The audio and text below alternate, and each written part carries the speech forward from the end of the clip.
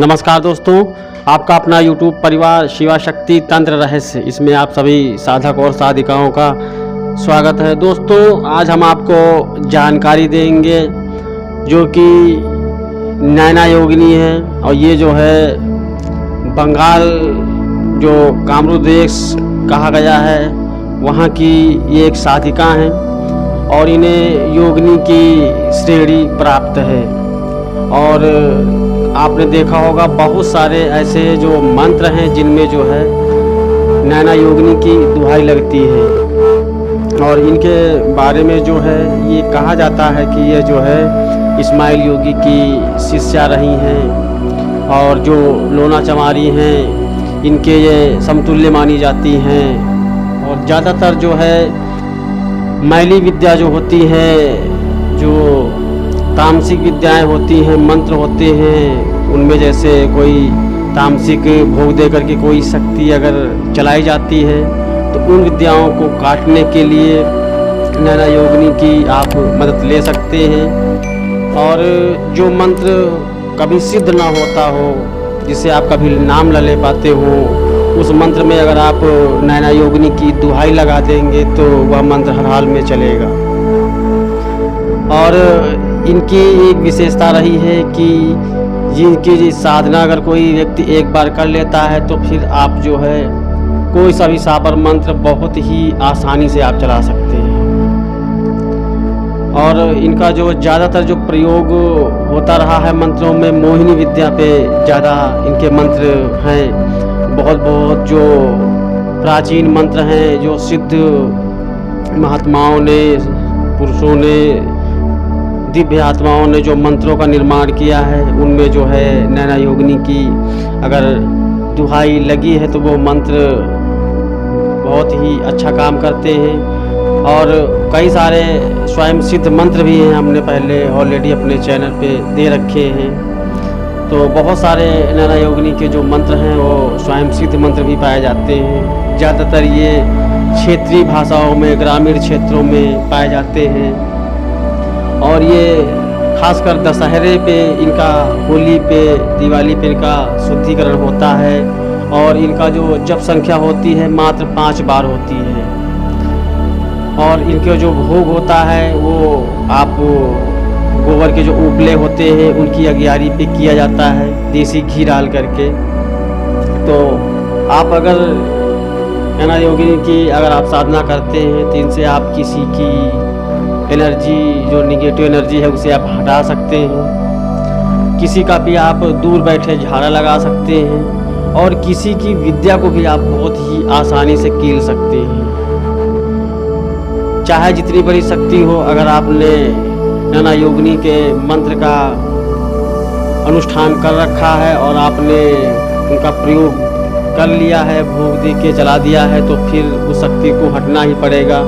वह चाहे जितनी मैली विद्या रही हो, कैसा भी तीक्ष्ण मंत्र हो, वो आराम से हट जाता है, टूट जाता है। मंत्र की जो पावर है वो नष्ट हो जाती है।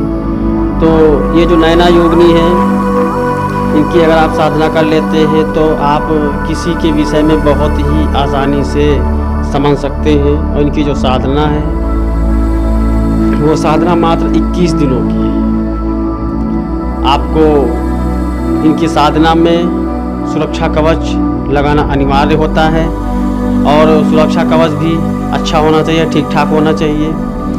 और आप जो है दिशा है वो पश्चिम की रखनी होती है।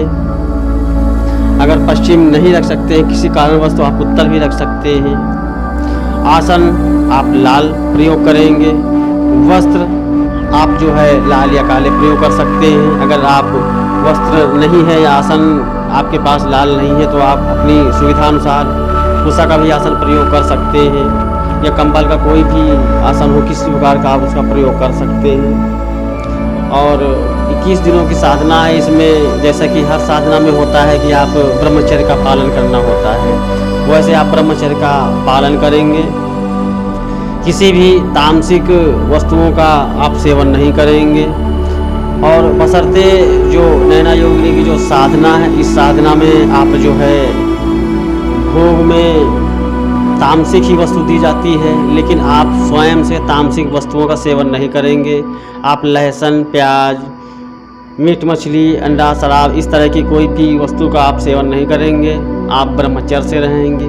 किसी भी प्रकार से आपका ब्रह्मचर्य खंडित नहीं होना चाहिए।